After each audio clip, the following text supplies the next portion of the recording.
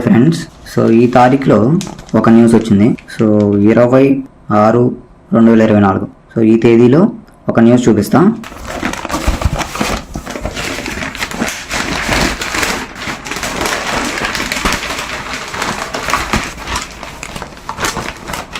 చూడండి, ఇదన్నమాట న్యూస్.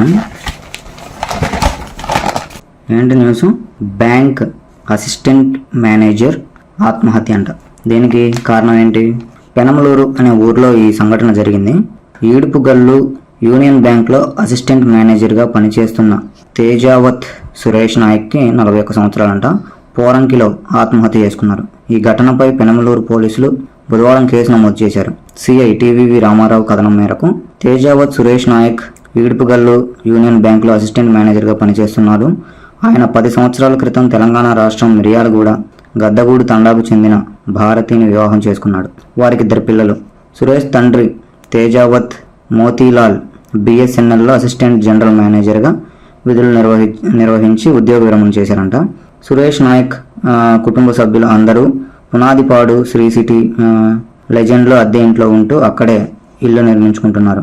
కొద్ది కాలంగా సురేష్ నాయక్ భారతీ దంపతుల మధ్య విభేదాలు తలెత్తి గొడవలు జరుగుతున్నాయి. సురేష్ నాయక్ మంగళవారం బ్యాంకు విధులకు హాజరై సాయంత్రం ఇంటికి రాకుండా పోరంకిలో సాయి నివాస్ అపార్ట్మెంట్స్లో తన ఫ్లాట్కి వచ్చాడు.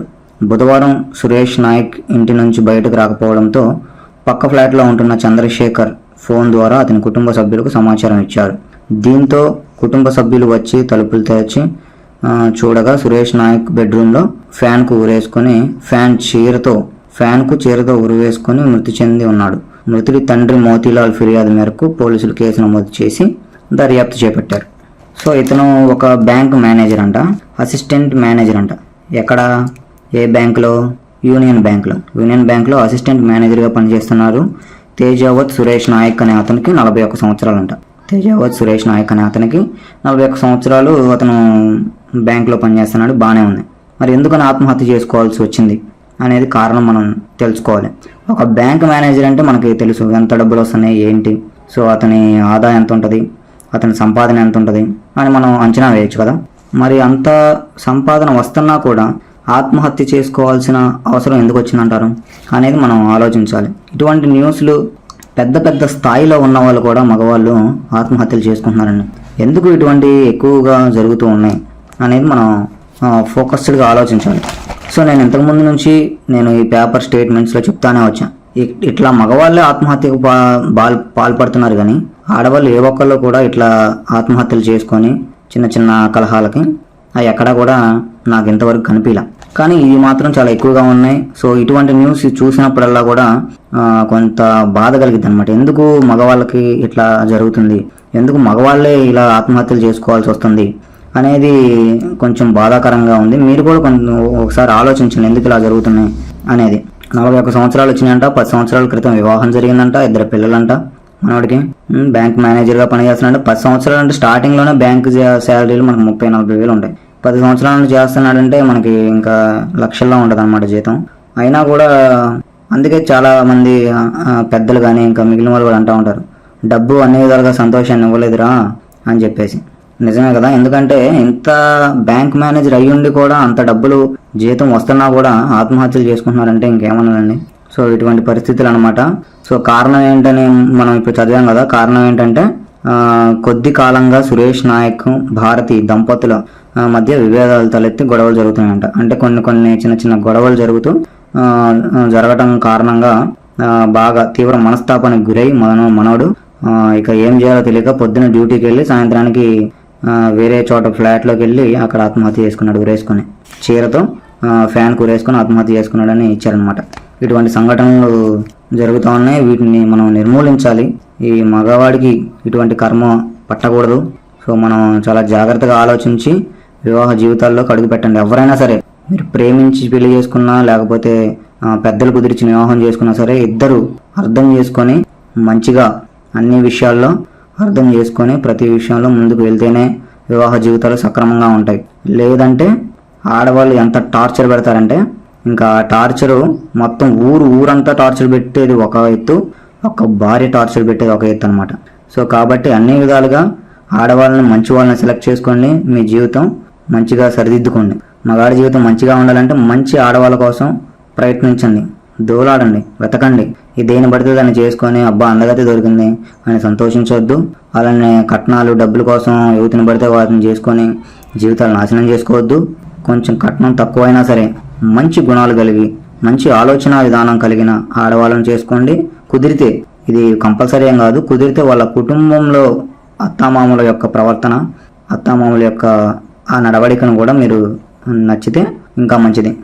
ఫస్ట్ అమ్మాయికి ప్రిఫరెన్స్ ఇవ్వాలి. అమ్మాయి గుణాలు ఎట్లా ఉన్నాయి, అమ్మాయి ఆలోచన విధానం ఎట్లా ఉంది, ఫస్ట్ ప్రిఫరెన్స్ దానికి ఇవ్వండి. ఆ తర్వాత కుదిరితే వాళ్ళ అత్తామామలకి ఇవ్వండి.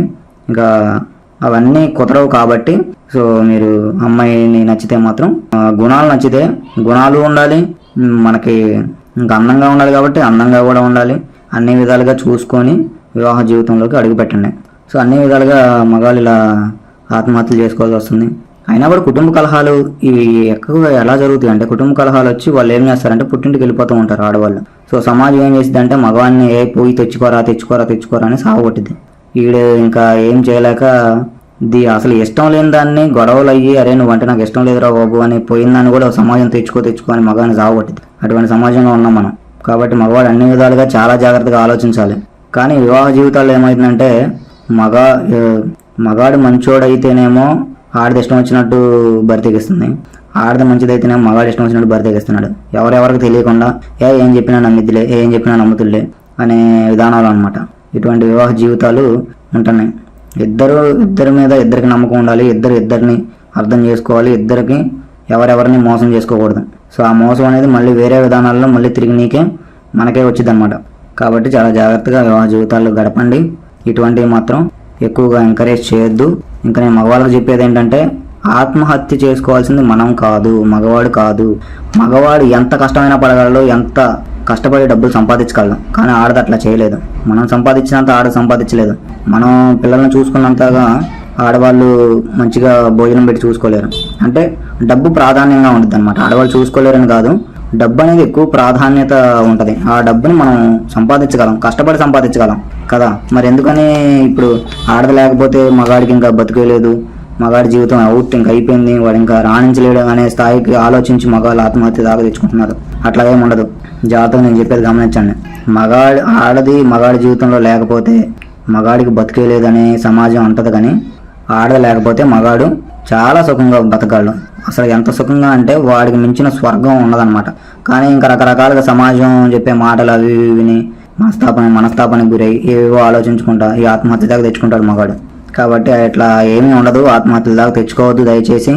మగవాళ్ళు కొంచెం గమనించి, సో మీరు ఒంటరిగా ఉండి మీ కష్టాన్ని మీ డబ్బుని అంతా ఆదా చేసుకుంటూ మీరు మంచిగా బతికితే మళ్ళీ ఎప్పుడుకో ఒకప్పుడు భార్య మళ్ళీ తిరిగి భర్త దగ్గరకు వచ్చి పడాల్సిందే. అది బతకలేదు. భర్త లేకుండా భార్య అస్సలు బతకలేదు. భార్య లేకుండా భర్త అయినా బతకగలేమో కానీ భర్త లేకుండా భార్య మాత్రం అస్సలు బతకలేదు. మళ్ళీ ఎప్పుడో ఒకప్పుడు మళ్ళీ తిరిగి వచ్చి అమ్మ బతకలేకపోతున్నాను భార్య భర్త దగ్గరకు వచ్చి పడిద్ది. సో అటువంటి పరిస్థితులు అనమాట. అటువంటి పరిస్థితులు వచ్చేదాకా ఉండాలి. అదే మగా లక్షణం. అదే ఇలా చేయకుండా నేను ఆత్మహత్య చేసుకుంటా, నాకు ఏం లేదు, దిక్కు దివాణం లేదు అనే రీతిలో అందరూ ఇట్లా చేస్తున్నారు. ఇది మాత్రం చాలా రాంగ్ డెసిషన్. ఇట్లా ఎవరు చేయొద్దు దయచేసి.